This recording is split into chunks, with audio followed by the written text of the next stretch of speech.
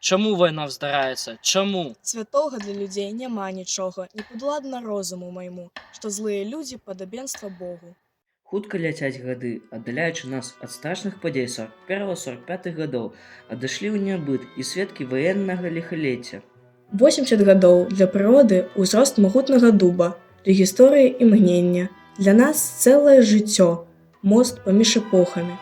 З таго боку яны пераможцы, з другога мы жывём у свеце, які яны нам падарылі. Давайце пройдзем па гэтым мосце і ўсвядомім.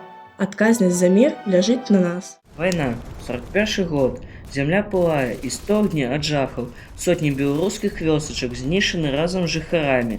Нашай вёсцы пашанцавала. Значных баёў тут не было, але адбываліся сутыкненні, якія ўняслі свой уклад у вялікую перамогу. У гонар загінуўшых землякоў 9 мая 1984 года адкрылі мемарыял.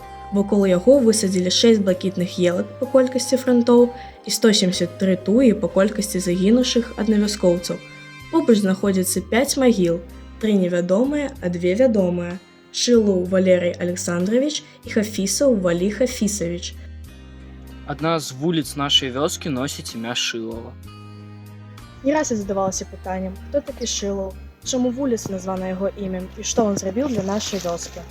Шылаў Валерый Александрович нарадзіўся ў 1918 годзе.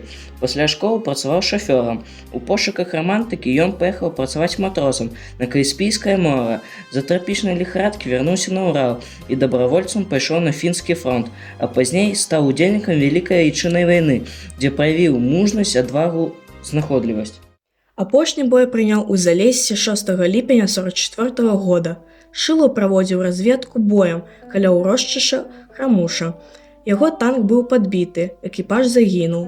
Пахавалі Валерыя Александровича на месцы гібелі. У 81 годзе героям перазахавалі каля абеліска. Тут прысутнічала яго сястра Мельнічук Юлія Александровна.